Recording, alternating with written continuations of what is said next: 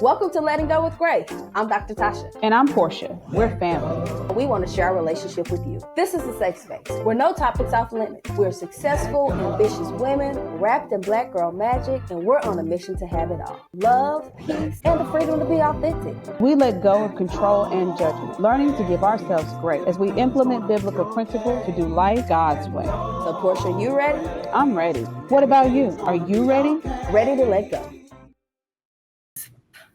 I've had like these aha moments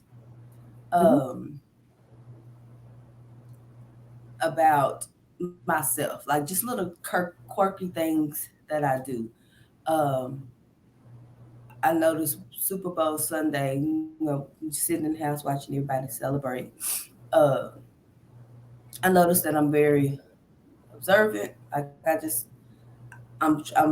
like to see how people are responding to things and kind of how people are acting in social situations, and I'm noticing that I'm analytic and critical, so that can also go critical because I see behavior, and I have, I'm learning that as I see people's behaviors, like I'm tracking patterns at the same time, right? And so I'm saying, ooh, I want to know if they do this because of this.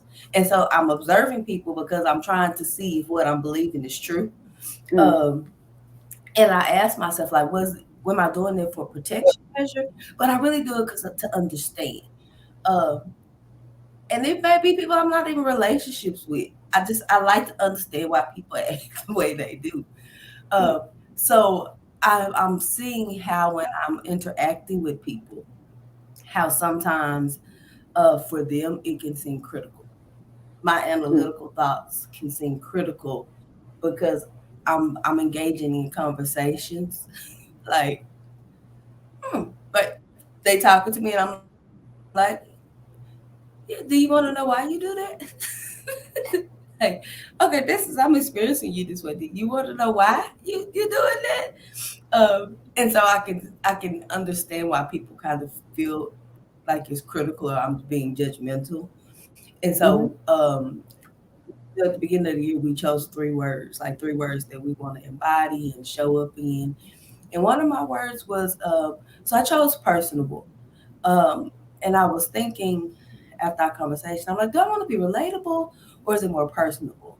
And I said, no, I think it is more personable. Like I want to just be in spaces with people and be able to have conversations and beyond that. Okay, so I'm either surface or I'm really deep. So I'm trying to learn that in between.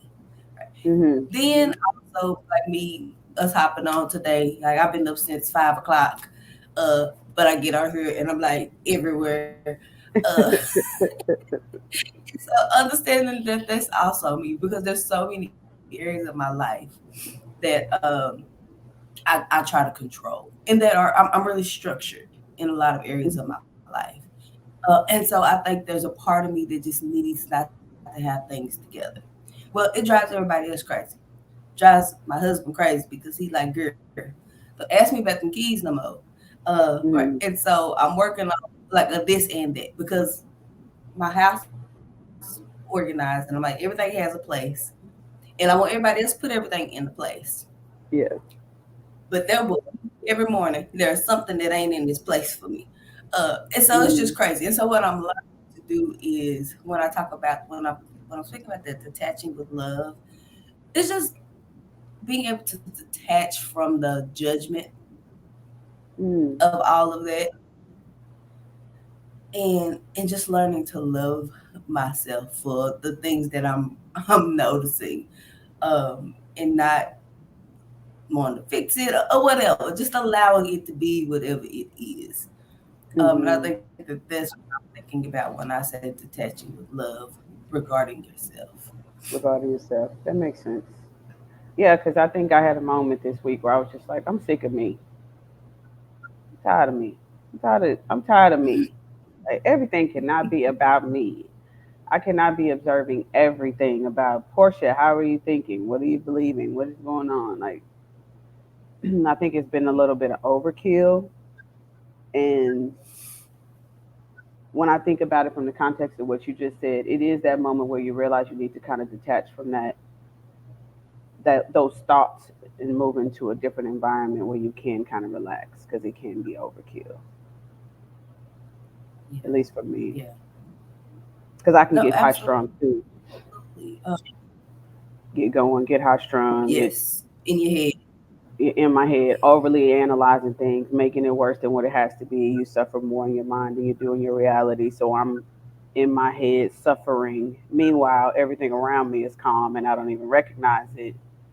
And I just had that moment where I was just like, I am tired of me. And what I was thinking about was, I'm tired of the constant thought process that keeps me so tight that I can't even enjoy what's happening right in front of me because I'm Yes. just so high. So that's what I think. What I thought about as you were talking about that. No. So one, I'm gonna just we didn't introduce ourselves other segment. Mhm. Just right on, Lily. So can we take a moment to say hi to the people? If you've been with us for any amount of time, you know that we would start talking and just start talking, and before you know it, we in the topic. We done broke the topic down. We've been recording for 15 minutes and we ain't even said hi. So Hi. Good morning. good morning, Good everybody, and welcome to Letting Go with Grace. I am your host, Dr. Tasha. and I am Coach Portia. Everybody, Happy Valentine's Day, happy and thank y'all Valentine's Day. for us this morning. And really quick, if you love these episodes, or if you get anything out of these episodes, please like and subscribe and share it with someone if it is helpful for you. Yes, absolutely. Put some comments down there. We want to know what you guys think. We definitely want the conversations to be relatable, things that you guys want to hear about and talk about. So add in the comments. What do you want us to talk about? What would you like to hear? We'll add that to upcoming shows as well. Yeah, and can I throw this out here as well? Okay, this that's that part of me, right? Because I'm thinking like if there is like an issue on your journey, on the self discovery journey, and you're trying to, we just talked about being self aware, right? That is part of the journey, part of that emotional intelligence. Um, and you just have questions about understanding what it is you need to let go. Let us know. Put it in the comment. We would love to bring you on. Mhm. Mhm. You can talk about it and walk you through some of that. So yes, reach out to us, or put it in the comment and we'll reach out to you. Yeah, I think I would be excited to talk to you, and I know Coach Portia would as well. Always love it. Always love it. Be awesome. Yes. All right. So it is Love Day, and our topic today is detaching with love with the spin. Yes. Um, yeah. So as you have heard so far, um, we have been talking about how to detach from on the self discovery journey. Um, Self awareness, like when we're becoming aware in the emotional intelligence and understanding our feelings and identifying our feelings and regulating our feelings and understanding where the trauma or cognitive biases lie and why we're the way we are, which is all good stuff. But when is there a time where you just kind of just say, okay, yeah, I just, and I love me. When do you just hit like, is there a time frame? And yes, we will always be discovering who we are, but that intentionality that a lot of us, especially when you're driven and you're ambitious and you want to know and you feeling stuck, like you just talked about, you were Mhm. creating. Okay, so what point do you come to where you're just kind of like, you know what, like let's just be. I think that's a part of self awareness. A part of self awareness is knowing when you've done too much and when you've thought too hard and when you've put in your, if you are in tune with yourself, I feel like your mind, your body will let you know that you need a break. And that's basically what the moment was that I was talking about, where I have done all of this work and doing all these thought processes and recognizing that I was causing my own suffering because I was overthinking processes and I wasn't giving myself time to just be, to just relax, to just, I've heard it said, just, I'm sick of me. So what's going on with you? Like the moment of just, letting yourself rest, because I think it's necessary, for you to be self aware enough to know that you have to give your neurological system a break from the constant overkill of information, right? And let some things rest. And sometimes that rest is just walking away from it for a little bit. Um, and then just letting yourself kind of regather yourself and then get back in it. So that's kind of where my thought was then. Yeah, no, because what I'm hearing, and so my personal experience, I think I've had a little, not a little bit, I've had that same experience this month. Um, and so I'm learning how to just live in it. So the Mm-hmm. living part, I think a lot of times because we're so in our head in the name of healing and being self-aware, reading the next book, listening to the podcast, therapy sessions, like even therapy, therapy, all of these are good things.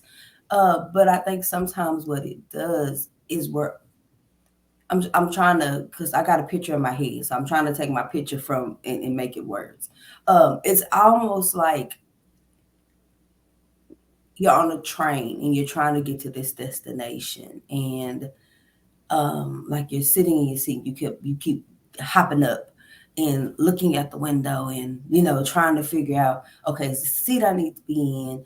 Am I getting enough sleep? Do I need to do, like, okay? And then you learn something else. Say you come to a stop and the passenger hops on, and they give you information, and you're like, oh my God, so okay, let me take this information, and then how do I apply it while I'm on the journey? But you never just take the time to stop and look out the window and look at the beautiful view, look at nature, being able to enjoy. You never take the time to actually feel the seat up under your butt, and just get comfortable and enjoy the company of those on the ride with you, because there's always this haste to the destination. Where am I Mm-hmm. going? Where am I going? Like, how do I get better? Oh, that hurts. And I think a lot of times it's the fear. I think we are such a fear-based society. Trauma, those cognitive biases where we are looking for, where we're telling our brain that things are true, right? Mm-hmm. So will hurt you. I'm not good enough, and then our brain will look for reasons and look for information to verify and validate that what we're believing is true. And I Mm-hmm. because and that's part of that self-awareness journey, is that we want to be aware of those things and how we're operating in fear. But I think that because we won't stop and just enjoy the journey, Mm-hmm. that we don't realize that we're living in the thing we're trying to fix, or we're trying to Mm-hmm. heal. Like, it's almost like a self-sabotage.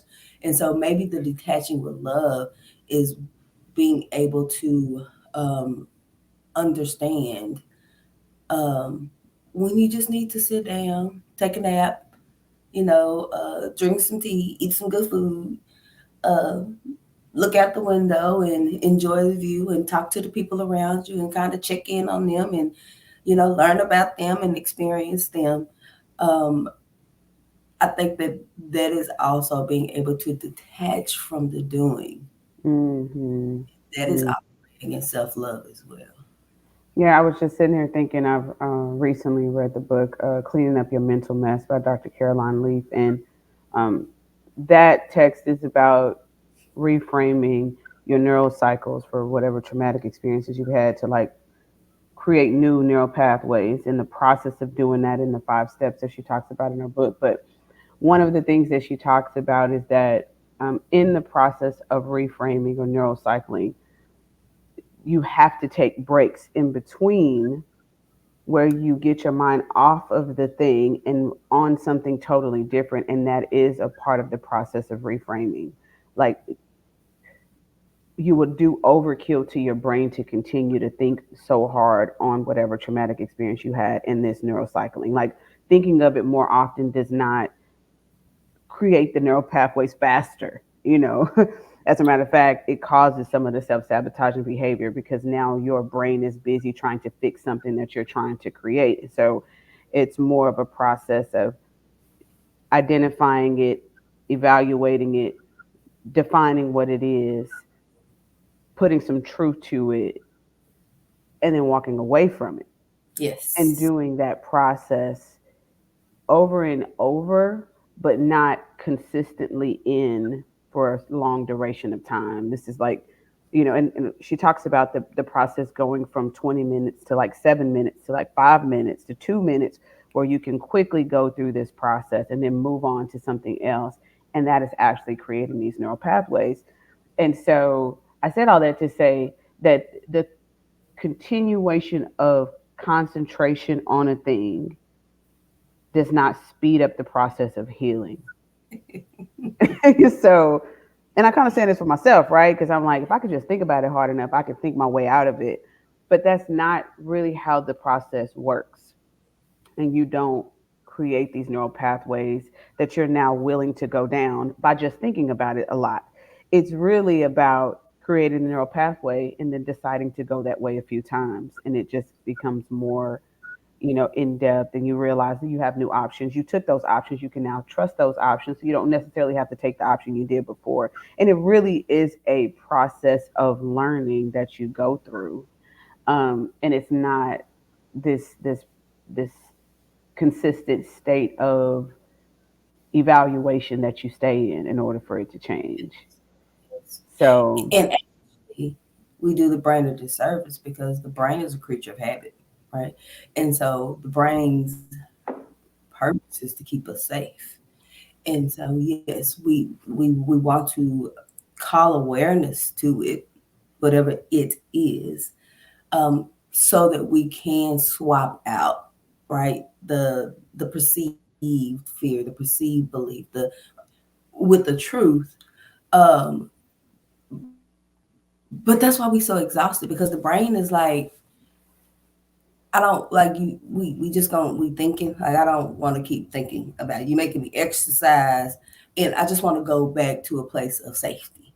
hmm And so I think that that's how we end up finding ourselves in those places because just like you, I had similar experiences like week after week after week about something different, hmm but it was about that I wanted to show up different in, or I wanted to speed up. Like I'm like, okay, I'm tired of showing up or feeling like this in this situation.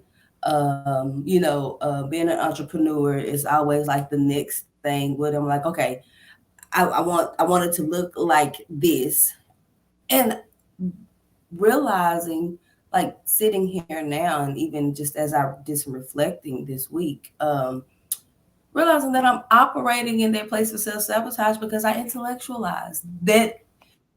That's where I go to when I'm fearful, right? I hmm go to the reasoning, justifying, why are people doing this? Why is this way? And that's the brain saying, like, yeah, we're going back to what's safe, right? Because hmm you're overthinking. So I'm just gonna bring us back to safety.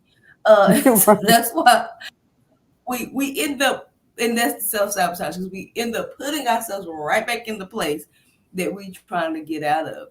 And so hmm I was just my business and trying to figure out like the scaling and trying to understand things that I really don't understand. And so I'm like, okay, I got to get out of my head because I'm exhausted, and I have just been physically exhausted because I won't stop thinking.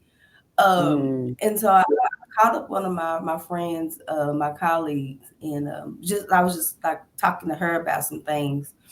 Um, and so she was just like, "What? Just go back to the basics. Like, just put put it put the plan down. Like, what is it that you want to do, and just work on the one thing. And she said that, and I was like, yeah, like okay, that make like I can breathe. Like I don't know why I was feeling like I had to do all the things. Hmm. And so it was just so helpful for her to be able to give me the just breathe. Um, and like I kind of stepped back and I started looking at my business, and I'm like things ain't bad. Like I'm doing really well, and I'm excited about my clients, and you know, yes, looking at as being a parent, like things ain't that bad. Like you know what, I just want to enjoy. She's not gonna be 10 forever, and life ain't that bad. And yeah, there's some things I want to get, but marriage ain't that bad. Your husband ain't that bad. Like can you Right. just enjoy it? Like detach from the chaos that you continue to create in the name of Hmm. getting better, Oh yes, and my just mom said learning. that to me. She said, I was talking to my mom about things I wanted to do. Mama, I want to do this and I want to do that, and she said, "Well, baby, haven't you done a whole lot? Have you sat back and looked at the things you already did?" Yeah, Mama, but I just, she was like, "But how much better do you want to get? You constantly considering what else you can do better, which is not a horrible thing, but it stops you from gratitude. So if you spend all of your time in the what can I do better, you never are actually grateful for the things that you've already done. And that was that pause in the thought process to say, take a minute and look around. Like you are blessed beyond measure and you need to be grateful. Thank God for what you do have, you know, and sit in that for a minute. You've done pretty good. Hmm. And the truth is, we all suffer more in our minds than we do in our reality because in our minds we can create stories and we can tell ourselves all kinds of stuff. And mindfulness says, stop for a minute, look around. Is what you're thinking Yes, true in this moment? Or are you predicting the future? And if you are you the God of your own outcomes? If you're the God of your own outcomes, you need to be panicking. Yep, stay in your mind because you're creating life without help. hmm But if hmm you believe that God is the God of the outcomes, then that means you are thinking about and trying to control something you don't have control over. The truth is, this is the moment you have control over right now. And so yes, that is what I would say for like a mental process for coming out of this cloud of thought into your reality, that allows you to enjoy where you are while considering the places that you want to be. So I think a lot of times we're on this journey and we're actually doing a lot of things that we want. We don't see it. So you never feel accomplished. You don't ever you are actually moving the 1% dial, but you're not paying attention to the 1% dial. So you don't feel like you're moving in the 1%.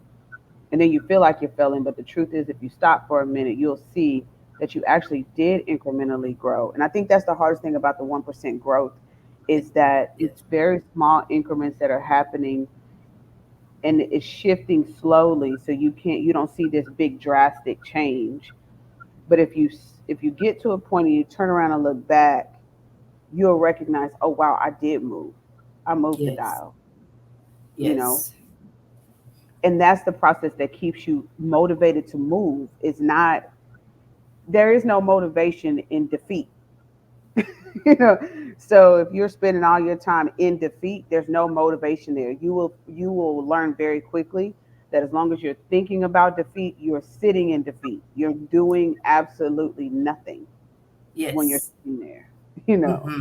Yeah, that victim, it's that victim mentality, right? Victim mentality, the scarcity mentality. Things are happening to me. The victim mentality, scarcity mentality. There's not enough, right? There's not enough opportunities. There's not enough money. There is not enough. I have to work harder.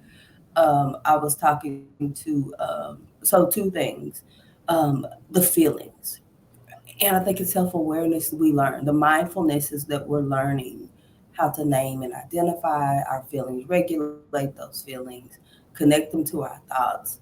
Um, this week there was as I met with clients, fear, like, people just like, I'm scared, I'm fearful, or, I don't know, I feel whatever, and I just thought about myself, and I'm like, yeah, like, it is fearful. Like, am I going to be able to um, make enough money in this business to make sure that my family good? Like, that's fearful. Hmm. But what I'm learning, it's just to be okay. Like, I don't have to do anything because I'm fearful, because I'm scared. Um, Acknowledging it, right? And that's what I'm practicing. And I think that that's the detaching the behavior, detaching the having to do something. Um, and seeing it as an act of self love. And I'm like, yeah, it is scary. Like, this entrepreneurship journey is scary because I don't know. There's a lot of things that I don't know. I can't predict what's going to happen tomorrow. I can't predict if people are going to buy the products. I can't predict if people are going to show up. Hmm. And it's okay. And it will be okay. Like, you have always been okay. And I think that one of the things that, even when I left my job to go to entrepreneurship, um, one of the scriptures, and I think I talked about it, is I was like, okay, God, if this is really you telling me to leave my job, okay, I'm gonna need you to give me a sign. Hmm. So the next morning I woke up and my devotional was like, because I said so. I was like, okay, Hmm. all right, that's you. All right, you told me to do it, and you just saying go. I'm like, that's it. But one of the scriptures that he tied to that was, "Have I not commanded you?" Right? Um, be strong and be courageous. Do not be afraid. Do not be terrified. And I think that because I'm a literalist, right? I took those words to heart. Like, I can't be scared, and I can't be terrified, and I need to be strong, and I need to be courageous. And um, sometimes I haven't been strong because whatever I made up in my mind. But I think what I'm learning in this part of the journey is that those feelings are there for real. Like, when he says, "Do not be," right? The be part, right? Do Hmm. not be afraid. Do not be terrified. Um, I took that to mean I don't feel it. Right. Right? It don't say Don't do feel not it. Like, feel. It don't say yeah. do not feel afraid. Do not. It say do not be. Means don't stay there. When you feel it, don't stay there. Don't live there. Don't be there. Yeah. Yes. Allow it to move, right? Allow that feeling to travel. But in order to allow it to travel, I've had to just acknowledge that, okay, like, I'm fearful because I don't know what's next, or, I don't feel adequate enough because I can't figure this out. And then taking a deep breath, because then the last part of the scripture in Joshua 1 and 9 says, I will be with you wherever you go. And then, so I'm learning to practice that part. But I can Hmm. only practice the, okay, God, you trust. It's gonna work out. I don't know how. I don't know what it's gonna look like. Um, I'm learning there will be ebbs and flows, but you said, like, you there, and it will all work out for my good. Um, and so I'm learning to take the fear when I'm able to just speak it. Like, Hmm. this is what it is, and then I don't have to do anything about it.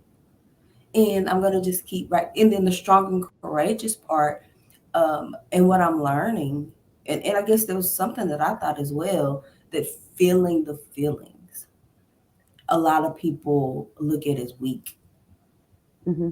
Right? If I acknowledge that I don't know, if I acknowledge that I'm scared, if I allow myself to be vulnerable and feel these feelings, it's a sign of weakness. Mhm. And that's fear-based thinking.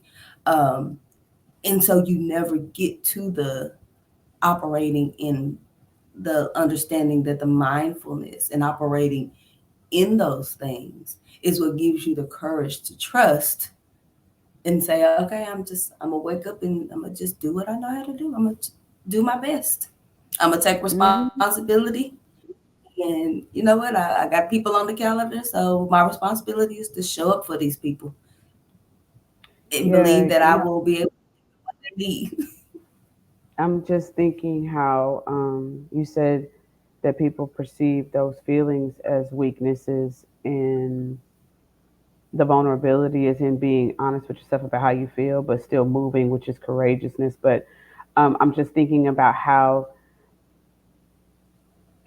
people, other people, interpret sometimes that vulnerability and how important it is to guard your vulnerability, depending on like because, and the reason why I said that is because um, for me, even for me, since I'm having a human experience like everybody else, I have moments where I'm doubtful or fearful or and I've noticed that depending on the person that I'm talking to, sometimes the vulnerability, I'll say like for my daughter, for example, my daughter, my 23-year-old, she sees me and she sees this strong, black, courageous woman that's moving through life on her own terms. And she has this picture, this story. And so if I have moments of vulnerability, she can't understand it. It's important that I show her that though. And so I do because I don't want her to perceive that the strength comes from nowhere, that there's actually courageous moments in this journey. And it's not all I know exactly what I want all the time. But I've heard like you having a bad day, you typically know the answer. So why are you having a moment, where your thoughts ain't right? Like what is that? Where's that coming from? And some people will perceive that, like you said, as a weakness. Like, okay, she ain't as strong as I thought she was because, you know, typically she the one giving all of this encouragement and today she's needing it. It's important that on this journey that there's this guarding of your vulnerability, but there's also a requirement to remain vulnerable because if you don't, then you will assume you're your own God. Like if you don't allow yourself to be human, and this is what I say to myself. If I don't allow myself to be human, then I assume I'm in control of all things, and that can't be true. And that is the way I resolve those moments when I am having mental weakness or fear or whatever, um, to alleviate what I would perceive as judgment. And in most cases, it's not judgment, it's just them saying, I can't believe you're having this problem because you're usually on point. Um, but it's those quiet moments, those conversations with God where I'm saying, no, I'm just vulnerable right now and I'm having a tough time processing this thought. And I recognize right now that my life is unmanageable without you. And these are the moments when I recognize that. I recognize it Yes, when all of my intellect is there's no intellect to this exhausted. this moment. I'm exhausted, I'm tired. You know, this tells me my that I'm having a human experience, and that's also okay. That's Yeah. it's okay. It's okay for me to have this human experience and for God to be the one to restore me back to my sanity than me not trying to restore myself because my mind is spinning. So I just want to normalize that because there are moments where people will say to you, why are what you scared of? You ain't supposed to be afraid. You doing all this stuff, as you go through this journey, and to normalize the idea that you are also having a human experience and that you're not your own God. And so those are the Hmm. moments where you remind yourself who God is in your life. And then these are the moments where He can show up and show you how you move in courage because He Yes. strengthens you in those moments. Yeah. Yeah. And so when I'm hearing you talk about that vulnerability piece, because I'm always wanting to understand people's perception, like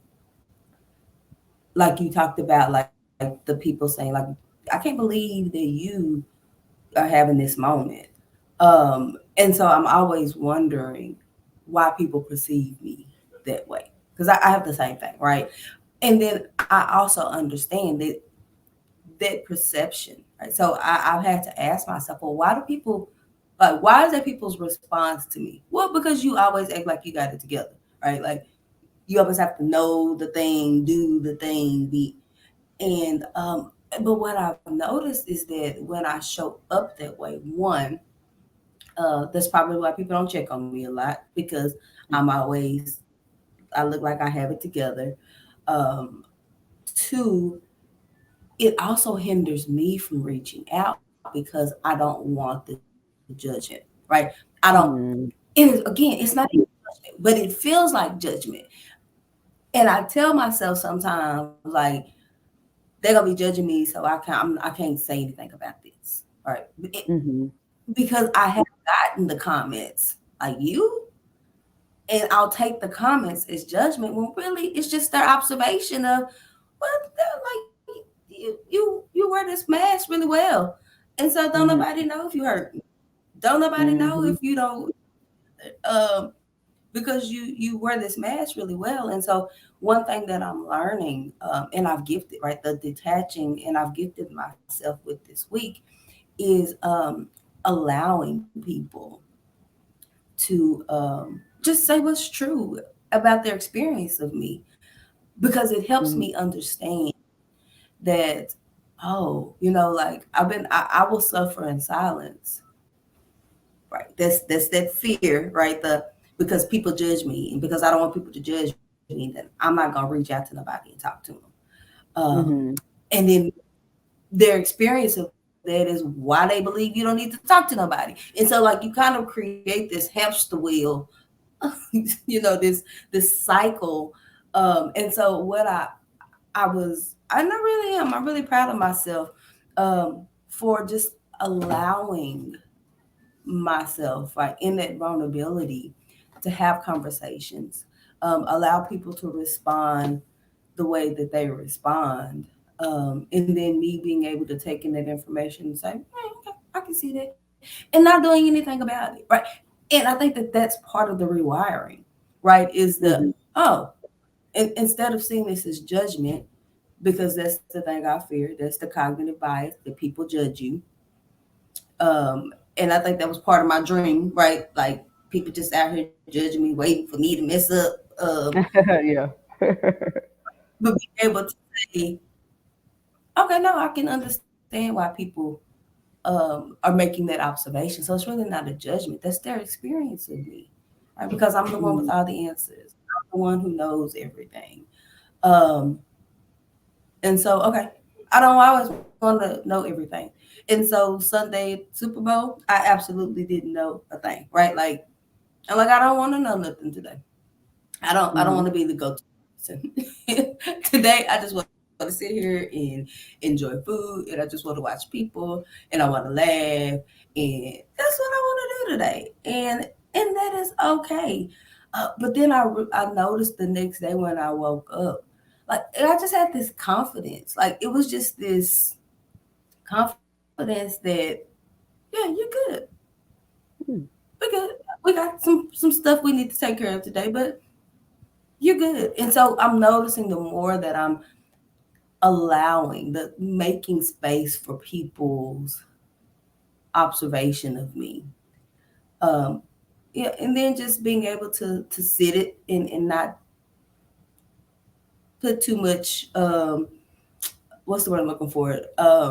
The measuring it of their, like, not taking it and making it mean way more than it does. And Mm-hmm. then just being able to say, like, I wonder why they experience me that way.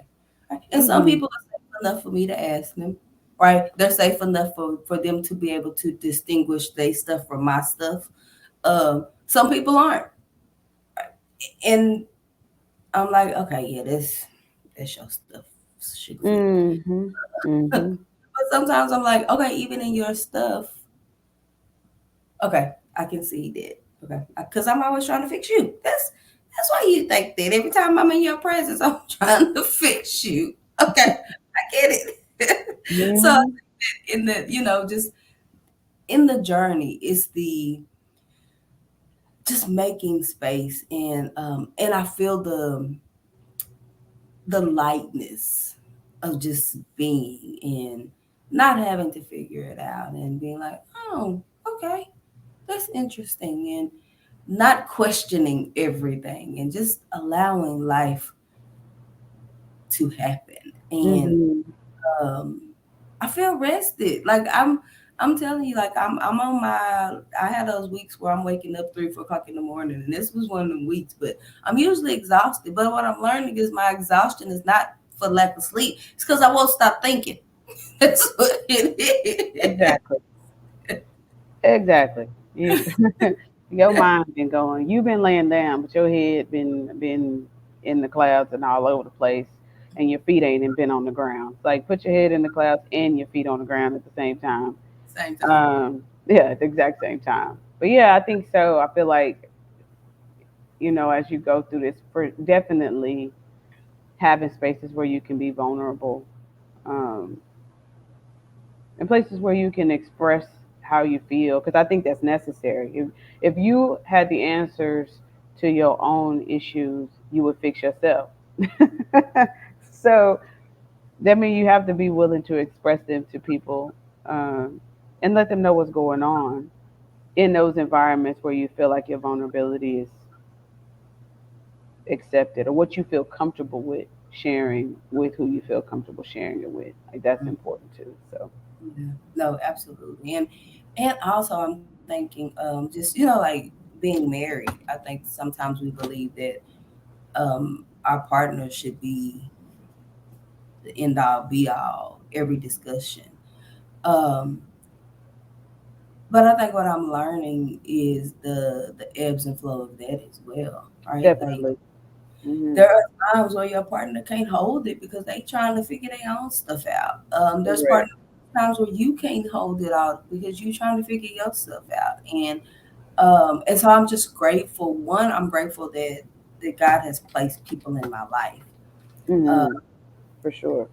but I will sabotage the relationships. One, because I will say like my husband needs to be everything, right? And so I will force him to be all of these things and not give him the space that he needs Hmm. to do life. Um, and then I won't utilize these other people because I'll tell myself stories about, you know, don't tell people just all of the stinking thinking that we do. Um, but this week has, and I know it's just Wednesday, but I really have, like, I think we talked about those 3 C's, like the compassion and the curiosity and the celebration. And there was one more C, and I cannot think of it right now. It'll come to me. It'll come to me. But I think this week I have absolutely been operating in compassion, and in the celebration. So the celebration to be able to have someone that I can call, and Hmm. I don't like. Okay, I'm stuck in business, and like I really don't know what to do. Like the vulnerability to be able to say that, and Right. then being allowing her to be who she is, because she very matter of fact. Right. She a high achiever too, right? She throw her in the boat. Hmm. She's just very matter of fact. And like, you need to blah blah blah blah blah. Right. But just being open to that and not being like, oh, it needs to be, and oh, she wouldn't, like, no, like, okay, yeah, all right, I appreciate that. Hmm. And then I had somebody reach out to me, and being able to say like, usually I'm like, what? Okay, God, what do I need to be doing for this person? And I'm like, okay, what is this sin for, God? Like, what? Okay, okay, what is this about? Okay, Hmm. and I don't know. Like, I don't know what it is, and I don't have to solve everybody's problem. Maybe this person don't even need me to solve their problem. Like, Hmm. what if it's just a journey partner? What if that's what Right. it is? Right. Hmm. Um, but just that freedom, that Right. detachment from all of this, trying to figure it out, I'm realizing that there's nothing wrong with it, and so I don't want to, because that's part of who I am. I believe, I believe God made me that way, um, Hmm. but that's not all that I Right. am, Right. and that is what I'm learning to do. I'm learning to love all the parts of me. Definitely. I think that's what this journey is all about, is learning to love every part of yourself and approaching it with curiosity to understand all of these parts that you're supposed to be loving. Yes, Yeah. all of it. Yeah. So Hmm. now I'm excited. I'm excited about the journey. I'm excited about life. I'm excited about what's to come. I'm at a place where I'm not so black and white. I'm not operating in the fear. So yes, there are Hmm. times I'm scared and I don't know. Um, and I trust. I trust God at His word. And He said He gonna Hmm. be. So I'm gonna give God the opportunity to do what He said He gonna do, and I'm gonna just sit on the train and look out, and eat a eat a great dinner, and give me Right. take a nap, and like that's just my detaching with love. That is how I want to Definitely. love myself in this moment of my journey. Hmm. I love it. Definitely detaching with love with a spin on today. Because most of the time you think about detaching with love, you think about other people and their emotions. And this one was about detaching from your own Yes. emotions. Love it. Love it. Yes. So wrap us up, Portia. How we wrapping up this? Mm. Did we do practical tools? I feel like we talked about We it, but did. practical tools. We If did we not do, thought we did. and we don't really do. You know what? I want to go back to the three C's, and the fact that I can't find my phone, I can't even pull them up. Curiosity, courage, compassion, and celebration. There we go. See, there we go. Um, and so I think just going back to those things, like the courage to stay curious, allowing yourself to feel the things, um, compassion, Hmm. self, and being on the journey and giving yourself the opportunity to ride. Some days you want to look and figure it out, and some days you just want to sit and chill and enjoy. And then just celebrating the 1%. I love that. Hmm. Celebrating and acknowledging the 1%. Yeah. And so I asked you to, typical me, right? This is me again, because I asked you to wrap us up. But it was I wanted to read this poem that I got from one of my clients, and I think it's beneficial. I mean, no, not beneficial. That's not the word. Y'all forgive me. I ain't had my coffee this morning. Trying to find my phone.